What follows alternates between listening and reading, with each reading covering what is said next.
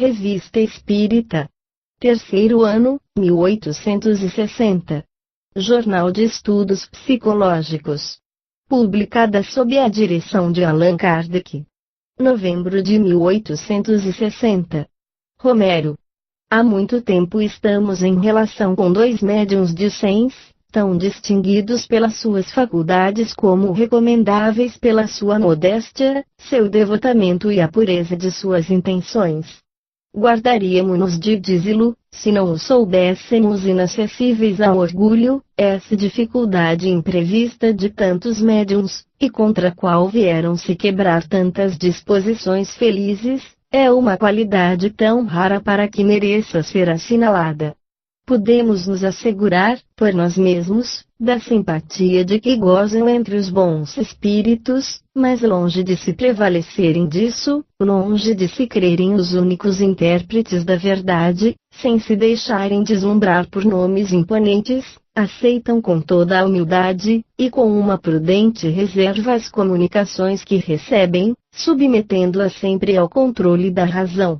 É o único meio para desencorajar os espíritos enganadores, sempre à espreita de pessoas dispostas a crerem, sobre palavra, em tudo o que vem do mundo dos espíritos, contanto que isso leve um nome respeitável.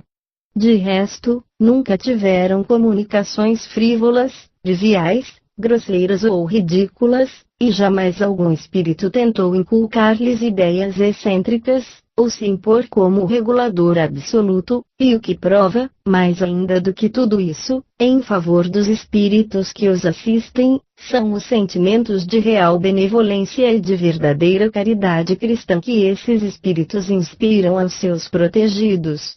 Tal foi a impressão que nos ficou do que vimos e que estamos felizes em proclamar. No interesse da conservação e do aperfeiçoamento de sua faculdade, fazemos votos de que não caiam jamais no erro dos médiuns que creem em sua infalibilidade.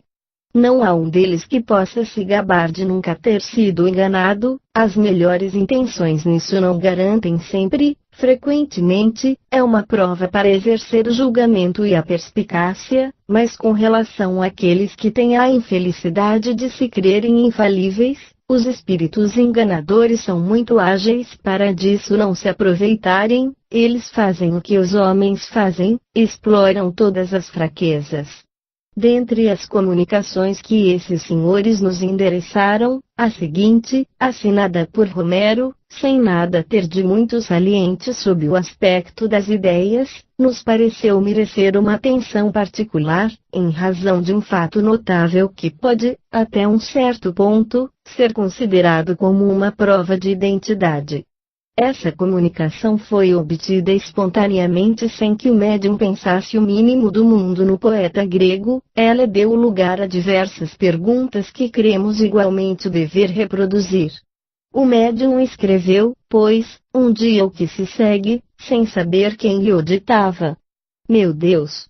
Quantos vossos desígnios são profundos e quantos vossos objetivos são impenetráveis! Os homens procuraram, em todos os tempos, a solução de uma multidão de problemas que ainda não foram resolvidos. Eu também procurei toda a minha vida, e não pude resolver aquele que parece o menor de todos, o mal, o aguilhão do qual vos servis a fim de impelir o homem a fazer o bem por amor. Conheci, bem jovem ainda, os maus tratos que os humanos se fazem uns aos outros, sem dissimulação, como se o mal fosse para eles um elemento natural, e, todavia, não é assim, uma vez que todos tendem para o mesmo objetivo, que é o bem. Eles se massacram entre si, e ao despertarem reconhecem ter ferido um irmão. Mas tais são os vossos decretos que não nos cabe mudá-los, não temos senão o mérito, ou o demérito, de termos mais ou menos resistido à tentação, e por sanção de tudo isso, o castigo ou a recompensa. Passei a minha juventude nos caniços de Melis, eu me banhei e me embalei, muito frequentemente, em suas ondas, por isso, em minha juventude, me chamavam Meles-Gene. Sendo-nos desconhecido esse nome, pedimos ao Espírito para consentir em se dar a conhecer de um modo mais preciso. Resposta: minha juventude foi embalada nas ondas, a poesia me deu cabelos brancos, é a mim que chamais Romero. Nota: nossa surpresa foi grande, porque não tínhamos nenhuma ideia desse sobrenome de Romero, depois o encontramos no dicionário de mitologia. Prosseguimos com as nossas perguntas. 2. Gostaríeis de nos dizer a que devemos a alegria da vossa visita espontânea, porque, disso vos pedimos perdão, não pensávamos de modo algum em vós neste momento? Resposta: é porque virei às vossas reuniões, como se vai sempre junto aos irmãos que têm em vista fazer o bem. 3. Se ousássemos, pediríamos para nos falar dos últimos momentos da vossa vida terrestre. Resposta: ó, meus amigos, faça Deus que não morrais tão infeliz quanto eu. Meu corpo morreu na última das misérias humanas, a alma bem perturbada nesse estado, o despertar é mais difícil, mas também há bem mais beleza. Oh, como Deus é grande! Que vos abençoe! Eu o peço do fundo de meu coração. 4. Os poemas da Ilíada e da Odisseia, que temos, estão bem como os compusestes? Resposta: não, foram trabalhados. 5. Várias cidades disputaram a honra de vos ter dado a luz. Poderíeis nos fixar a esse respeito? Resposta: procurai qual cidade da Grécia possuía o teto do cortesão Cleanax. Foi ele quem expulsou a minha mãe do lugar do meu nascimento, porque ela não queria ser sua amante, e sabereis em que cidade vinha a luz.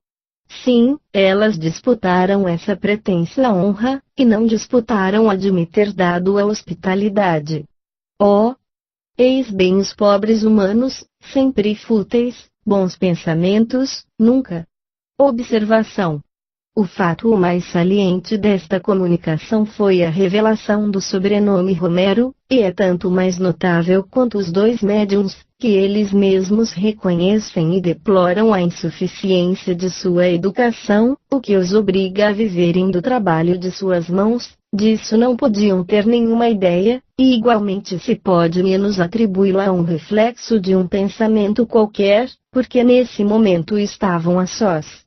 Faremos, a esse respeito, uma outra anotação, o que é constante para todo espírita, embora seja pouco experiente, que uma pessoa que houvesse conhecido o sobrenome Romero e que, tendo evocado lhe pedisse diz-lo como a prova de identidade, não a teria obtido.